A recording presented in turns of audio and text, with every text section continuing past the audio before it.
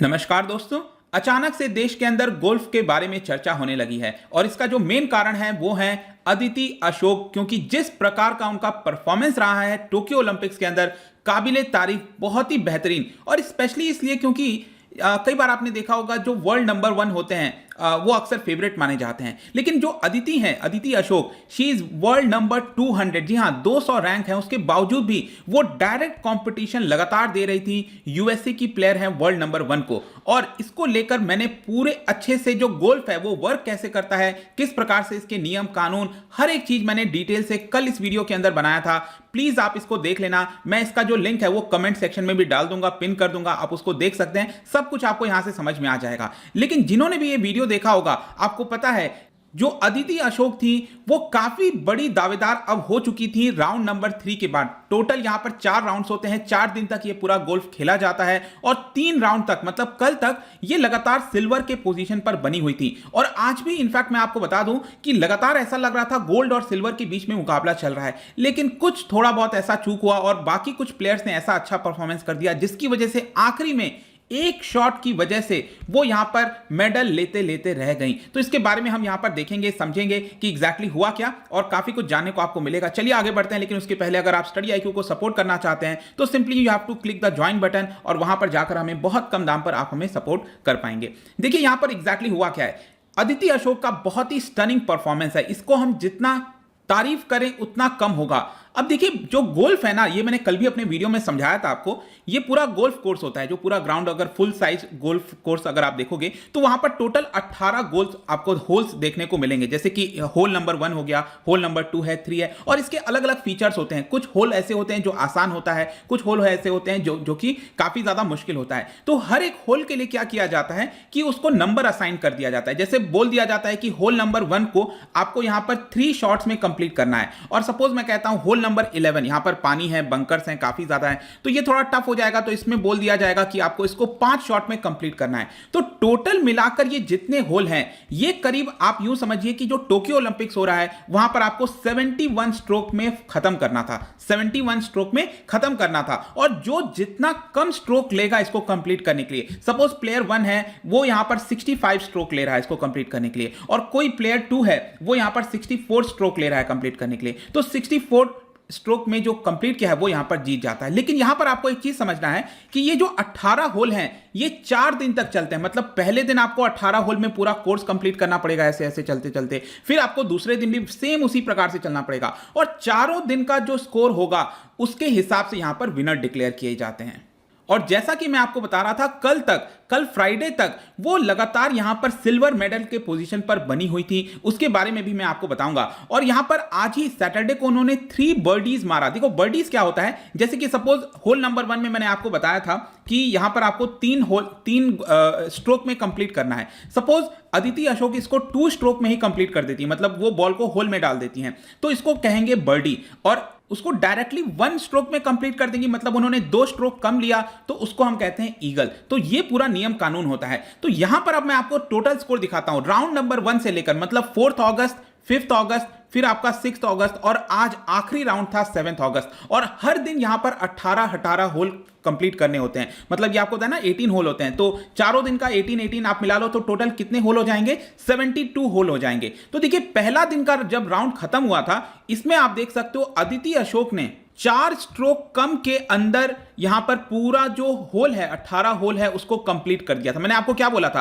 18 whole को Tokyo Olympics के अंदर कितने स्ट्रोक में कंप्लीट करना है, इसको 71 स्ट्रोक में कंप्लीट करना है। तो 71 स्ट्रोक में कंप्लीट करना है, इसका मतलब इन्होंने यहां पर इसको 67 स्ट्रोक में ही कंप्लीट कर लिया था। पहले दिन की मैं बात कर रहा हूं, और 67 में कर दिया, इसीलिए हम इसको कहेंगे 4 अंडर। तो ये यहां पर एडवांटेज में थी। और आप देख सकते हो पहले नंबर पर स्वीडन की प्लेयर थी, क्योंकि उन्होंने 5 स्ट्रोक में इसको कंप्लीट कर, मतलब 5 कम स्ट्रोक लिया था पूरे होल को कंप्लीट करने के लिए, तो ये पहले नंबर पर बन गई थी। लेकिन ये वर्ल्ड नंबर 1 जो है, आप ये देख रहे हो कोडा, ये वर्ल्ड नंबर 1 जो है जिनको गोल्ड मेडल मिला हुआ है और ये यूनाइटेड स्टेट से बिलोंग करती हैं। तो ये देखो, ये पहला दिन का था। अब जाता है सेकंड डे, फिर उसी से शुरुआत होती है। और यहां पर अगर आप देखोगे सेकंड डे का जब कंप्लीट हुआ तो यहां पर 3 प्लेयर ऐसे थे जिनके बीच में टाई हो गया था सेकंड नंबर सिल्वर के लिए। और तीसरे दिन अगर आप देखिए तो अदिति अशोक ने यहां पर 5 स्ट्रोक कम लिए थे उसको कंप्लीट करने के लिए। तो अब आप इसको कैलकुलेट कर सकते हो, पहले दिन यहां पर 4 स्ट्रोक कम लिया, दूसरे दिन 5 स्ट्रोक कम लिया पूरे 18 होल को कंप्लीट करने के लिए। तो टोटल उनका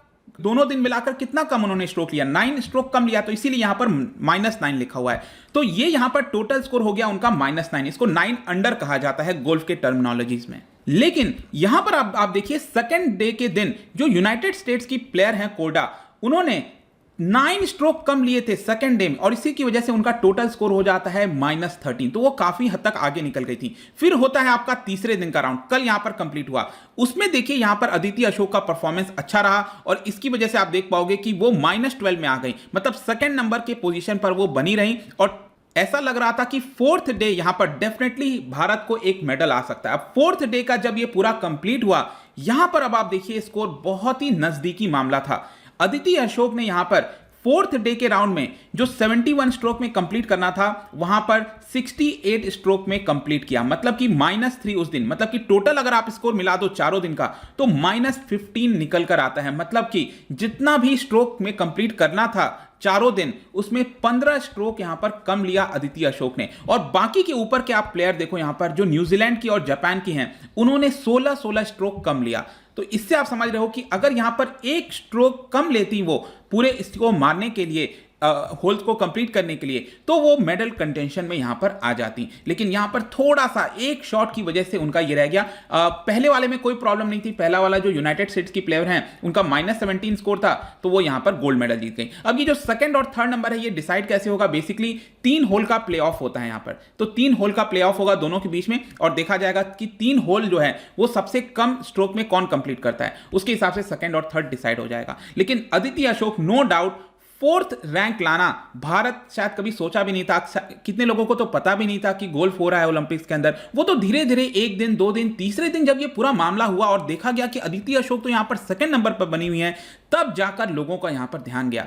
तो अगर मैं आपको बताऊं थोड़ा सा इनके बारे में, तो सिर्फ 23 साल इनकी उम्र है और ये बचपन से खेलती आ रही है। इनफैक्ट मैं आपको बता दूं 6 साल की उम्र से ये बेंगलुरु गोल्फ क्लब में जो है वो खेल रही हैं। और ऐसा बताया जाता है कि बचपन से ही वो बॉयज के साथ कंपीट करती थी, क्योंकि जब वो गर्ल्स टूर्नामेंट में जाती थी तो 7 और 8 पॉइंट से जीत जाती थी, मतलब -7 -8 का डिफरेंस रहता था उनके और बाकी के गर्ल्स के बीच में। और इसीलिए वो बॉयज के साथ लगातार 11-12 साल तक कंपीट करती रही। आगे चलकर 2015 में उन्होंने यहां पर एक ट्रॉफी जीती। लेकिन मैं आपको यहां पर एक इंपॉर्टेंट चीज बताता हूं, गोल्फ अगर आप देखोगे ओलंपिक्स के अंदर ये लास्ट खेला गया था 1904 में। जी हां, 100 साल के बाद ये रियो ओलंपिक्स में रिटर्न आया 2016 में और उसमें यहां पर अदिति अशोक ने पार्टिसिपेट किया और ये इन्होंने रिकॉर्ड बना दिया, क्योंकि आज तक इतना यंगेस्ट गोल्फर 18 साल की उम्र में वो क्वालिफाई कर गई थी, ओलंपिक्स में खेलने गई रियो, और उस समय उनका जो स्थान था वो 41st था। और अब जिस तरह का परफॉर्मेंस है जहां पर 4th नंबर पर वो फिनिश हुई है,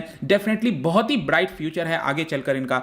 और हम आशा करते हैं कि आगे 3 साल के बाद जो पेरिस में ओलंपिक्स होगा, डेफिनेटली हमारे लिए गोल्फ के अंदर मेडल आ सकता है। तो ये पूरा वीडियो था अदिति अशोक से रिलेटेड। जाने से पहले एक बहुत ही इंटरेस्टिंग क्वेश्चन, गोल्फ के अंदर एक टर्म होता है जिसको कहते हैं डॉग लेग। डॉग लेग आप क्या बता सकते हो, इसका मतलब क्या होता है, what is dog leg in golf? इसका जो राइट आंसर है आपको पता ही है, मेरे इंस्टाग्राम पर तो मिलेगा ही, वहां पर अगर आप नहीं हो कोई बात नहीं, टेलीग्राम से भी ले सकते हैं इसका सही उत्तर। मैं कई सारे एमसीक्यूज यहां पर डालता रहता हूं स्टोरीज के फॉर्म में, आप जाकर प्ले कर सकते हो। बाकी अगर आपको इसका पीडीएफ चाहिए तो टेलीग्राम पर आइए, अलग अलग सोशल मीडिया पर भी आप मुझसे जुड़ सकते हैं। और अगर आप यूपीएससी का कोर्स खरीदना चाहते हैं तो हमारे ऐप को डाउनलोड कर सकते हैं। होप कि ये वीडियो आपको पसंद आया होगा। मिलता हूं आपसे next time, till then thank you very much, see you soon.